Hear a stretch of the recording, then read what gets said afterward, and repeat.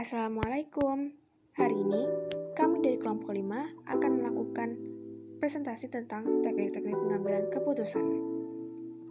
Pada kali ini, kami akan membahas yang pertama tentang definisi pengambilan keputusan, kemudian strategi umum pengambilan keputusan, teknik pengambilan keputusan kelompok, yang keempat, teknik pengambilan keputusan, dan yang kelima, case study atau studi kasus.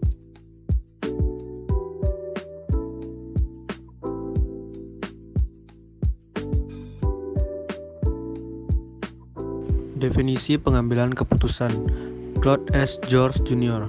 mengatakan proses pengambilan keputusan dikerjakan oleh kebanyakan manajer, berupa suatu kegiatan pemikiran yang termasuk pertimbangan, pemilihan di antara sejumlah alternatif. Strategi umum pengambilan keputusan. 1. Identifikasi masalah sebelum suatu tindakan diambil. 2. Analisis situasi dan perumusan masalah. 3. Pengembangan dan analisis alternatif-alternatif. 4. Pengambilan keputusan memilih alternatif yang paling baik. Teknik pengambilan keputusan kelompok. 1. Teknik pengambilan keputusan expected flow. Teknik pengambilan keputusan Piouf tables. 3. Teknik pengambilan keputusan decision trees. Teknik pengambilan keputusan. 1. Teknik pengambilan keputusan kreatif. Kreativitas merupakan sesuatu yang terjadi ketika kita mampu mengatur pikiran kita sedemikian rupa yang siap mengarah pada pemahaman yang berbeda dan lebih baik dari subjek atau situasi yang sedang kita pertimbangkan. 3 fase utama dalam pemecahan masalah secara kreatif yaitu 1. Fase penemuan fakta. Fase penemuan fakta meliputi pendefinisian masalah, pengumpulan, dan analisis data yang relevan. 2. Fase penemuan ide. Fase ini meliputi pengumpulan ide secara kreatif, kemudian mengembangkan ide-ide tersebut dengan memodifikasi dan mengkombinasikan serta menambah atau mencari informasi lain jika perlu. 3. Fase penemuan pemecahan.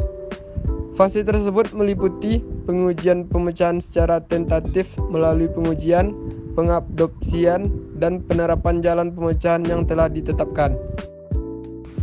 Teknik partisipatif. Griffin tahun 2013 mengatakan, partisipasi secara teoritis akademis dalam proses pengambilan keputusan merupakan rencana strategis organisasi sebagai salah satu persoalan utama dalam pengambilan keputusan. Ada 4 teknik pengambilan keputusan partisipatif yaitu 1. Sumbang saran atau brainstorming. Yang kedua, teknik kelompok nominal atau the nominal group technique NGT. 3. Teknik Delphi. Keempat, kelompok mutu atau quality circles. Teknik pengambilan keputusan modern. Teknik modern menawarkan bantuan bagi manajemen dalam menghadapi tantangan yang memerlukan tipe-tipe keputusan tersebut, di mana hal ini dapat sepenuhnya didasarkan pada metode kuantitatif. Proses man-out.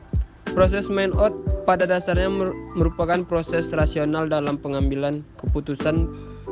Proses ini dikembangkan oleh Kapner dan Tregu dengan menerapkan 4 proses dasar yang rasional dalam penggunaan dan penyebaran informasi mengenai masalah organisasi. Analisis yang digunakan dalam proses ini adalah 1. Analisis situasi, 2. Analisis persoalan, 3. Analisis keputusan, 4. Analisis persoalan potensial. Selanjutnya kita membahas tentang case study atau studi kasus. Apa yang kita pikirkan saat mendengar slogan KFC, jagonya ayam? Yap, betul. Pada studi kasus kali ini, kami membahas tentang teknik pengambilan keputusan yang dilakukan oleh pendiri KFC, yaitu Kolonel Harlan Sanders. Sebelum kami menganalisa teknik pengambilan keputusan yang ia lakukan, berikut kami cantumkan kisah dari kesuksesan beliau. Dialah Kolonel Sanders, memiliki nama asli Harlan David Sanders. Beliau lahir pada tanggal 9 September 1890 di Henryville, Indiana, Amerika Serikat. Di usia 6 tahun, Sanders kehilangan ayahnya yang meninggal. Ibunya pun terpaksa memikul tanggung jawab yang lebih besar. Kondisi yang ada mengharuskan Harlan Sanders menjaga kedua adik kandungnya dan belajar memasak sebagai tanggung jawabnya. Belum menginjak 7 tahun, Harlan Sanders telah menjadi koki handal. Pada usia 10 tahun, dia mendapatkan pekerjaan pertamanya di dekat lahan pertanian dengan gaji $2 sebulan. Selepas itu, ia berganti-ganti pekerjaan selama beberapa tahun. Pertama, sebagai tukang parkir pada usia 15 tahun di New Albany, bekerja sebagai kuli di Indiana dan menjadi tentara yang sempat dikirim ke Kuba. Setelah itu, ia kemudian pensiun dari Angkatan Darat. Hidup dengan mengandalkan uang pensiunan tidaklah cukup. Suatu hari, seorang penjual asongan berkata bahwa di kota ini tidak ada rumah makan yang bagus, sehingga siapapun bisa makan di dalamnya dengan nyaman. Dalam benaknya bergejolak keinginan untuk mendirikan sebuah rumah makan. Tidak ada yang tahu bahwa perkataan pedagang asongan tersebut akan mengubah nasib kehidupan dari Harlan Sanders. Pada awalnya, Harlan Sanders memulai dari sebuah ruangan kecil, yaitu sebuah gudang di belakang stan pelayanan mobilnya. Harlan Sanders telah mengubahnya menjadi sebuah rumah makan kecil yang menjual ayam goreng dan sayur segar. Kemudian, rumah makan Harlan Sanders begitu terkenal. Ia rela menutup pom bensinnya dan mengubahnya menjadi sebuah rumah makan yang ia beri nama Cafe Sanders. Pada tahun 1930, usaha Harlan Sanders semakin berkembang. Rumah makannya kini dipenuhi 142 orang. Pada tahun 1939, Harlan Sanders menemukan cara jitu untuk menggoreng ayam. Kebetulan, ia sangat suka dengan yang namanya ayam goreng. Salah satu hal yang membantu penemuan barunya tersebut adalah penemuan pressure cooker atau panci bertekanan yang dapat menghasilkan ayam lezat dan segar dalam waktu 10 detik dengan cara dikukus di atas uap. Cara tersebut sangat baik sebab tanpa menghilangkan rasa dan bau serta tidak menggunakan minyak. Setiap tahun, Harlan Sanders selalu melakukan percobaan untuk ayam gorengnya, hingga akhirnya ia menemukan resep spesial ayam goreng yang terdiri dari rempah-rempah dan bumbu-bumbu yang dikenal dengan 11 bumbu rahasia KFC. Pada tahun 1949, Harlan Sanders menerima pangkat kolonel berkat keberhasilannya di wilayah Kentucky. Akan tetapi, Harlan Sanders lebih suka dipanggil bisnismen.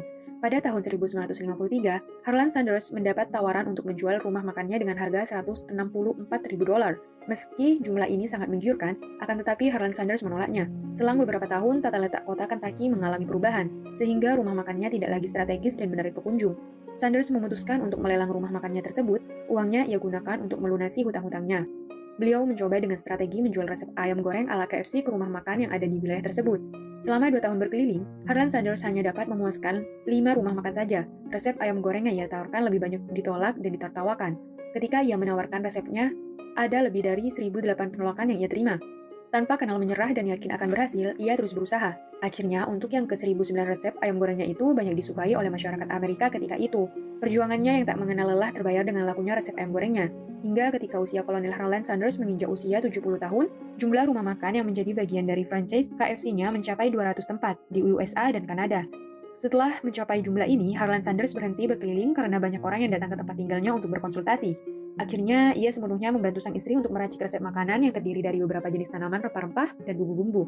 Ia lalu menjualnya melalui pos. Hingga sekarang, resep tersebut tidak diketahui kecuali segelintir orang yang tidak melebihi jumlah jari satu tangan. Pada tahun 1963, jumlah rumah makan yang berada di bawah franchise KFC-nya mencapai 600 tempat. Jumlah tersebut terlalu banyak dan tidak mungkin dia memikulnya sendiri. Oleh karena itu, Harlan Sanders memutuskan untuk menjual bisnis warabala KFC-nya kepada John Brown Jr. dan seorang milioner Jack Ma seharga $1 juta. Selain itu, darinya Sanders juga mendapat gaji setiap bulan seumur hidup sebesar $40.000. Kemudian mengalami kenaikan menjadi $75.000 sebagai ganti dari peranannya sebagai konsultan, iklan yang telah dia publikasikan dan jabatannya sebagai direktur utama perusahaan. Kolonel Harlan Sanders meninggal pada tahun 1980 dan dimakamkan di Louisville. Pada tahun 1982, bisnis warabala KFC menjadi bagian dari anak perusahaan Reynolds, dan pada tahun 1986, KFC dibeli oleh perusahaan Pepsi Cola dengan harga $840 juta. Saat ini, KFC telah memiliki lebih dari 18.000 outlet yang tersebar di 120 negara dengan penghasilan $15 miliar Amerika setiap tahunnya. KFC telah berkembang menjadi salah satu bisnis warabala yang paling menguntungkan di seluruh dunia. Beliau pernah berkata, impian meraih sukses tidak harus di masa kecil, impian bisa juga di saat usia senja. Dari kisah tersebut, kita dapat melakukan analisis teknik pengambilan keputusan.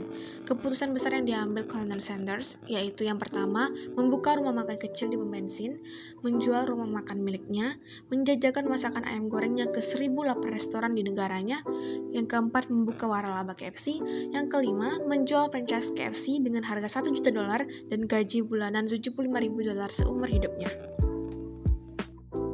Teknik pengambilan keputusan yang diambil oleh Colonel Sanders adalah teknik pengambilan keputusan kreatif. Kreativitas berkaitan dengan bagaimana kita membayangkan sesuatu hal atau melakukan imajinasi. Manusia selalu bertindak, merasakan, dan bekerja menurut apa yang dia bayangkan tentang diri dan lingkungannya. 3 fase utama dalam teknik pengambilan keputusan kreatif. Yang pertama, fase penemuan fakta. Fase penemuan fakta meliputi pendefinisian masalah, pengumpulan, dan analisis data yang relevan. Pada fase ini, Colonel Sanders yakin akan dirinya dan kemampuannya, sehingga ia berani untuk membuka rumah makan kecil di pom bensin. Setelah itu, masakan Colonel Sanders terkenal di kota Kentucky. Namun, karena satu atau dua hal, ia harus menjual rumah makannya tersebut. Yang kedua, fase penemuan ide. Fase ini meliputi pengumpulan ide secara kreatif, kemudian mengembangkan ide-ide tersebut dengan memodifikasi dan mengkombinasi serta menambah atau mencari informasi lain jika perlu. Pada fase ini, Colonel Sanders mencari ide baru untuk mengembangkan ayam goreng miliknya. Ia akhirnya menemukan ide untuk menjajakan masakan ayam gorengnya dari pintu ke pintu.